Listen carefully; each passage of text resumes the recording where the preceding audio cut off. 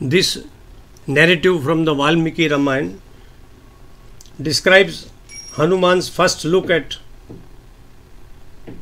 the Lanka as well as at the Pushpak Vimana. He was looking for Sita, who, suffering from the Virha Agni, shed tears and deeply sighed in grief all the time. Hanuman searched for her. He could assume any form, took stock of the buildings of Lanka. He entered Ravana's palace that was protected by walls, shining like the golden sun. He saw pictures in silver frames hanging on the walls, doors embedded with gold, and amazing staircases. Ravana's palace was full of hoards of precious artifacts, jewels, and the best of furniture. Stunning beauties, always full of joy, casually strolled in the palace. When they walked, Ravana's palace echoed with the music of their ornaments. If you notice, Valmiki's description is realistic. It describes the level of civilization in Lanka and the level of luxury in which Ravan's inhabitants, Ravan's Praja, lived. In the palace, one could hear the sound of bheri and mridang and the echo of conches all the time. Prayers were recited daily and Havan was performed on festive days.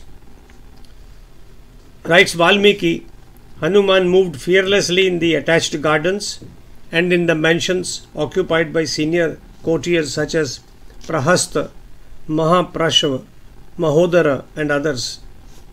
He visited the residences of Indrajit, the warrior son of Ravana, Kumbhakarna, who was dark and large as a cloud, and Bibhishana, both brothers of the king. Ravana was protected by Rakshasis with ferocious eyes. Some of them carried maces, lances, and other weapons.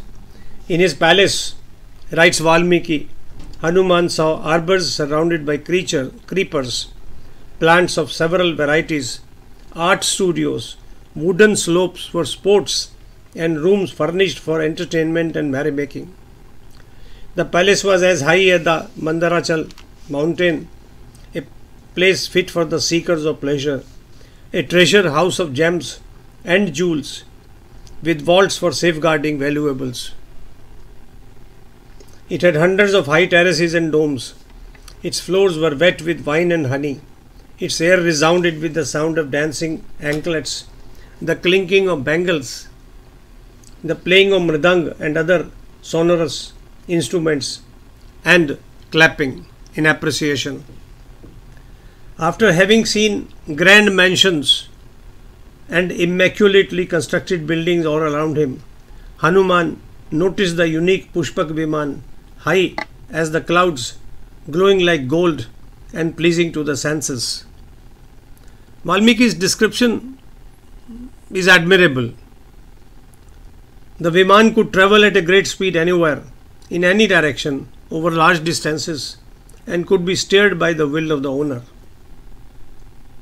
Pushpak Viman was built like a palace with sapphire-clad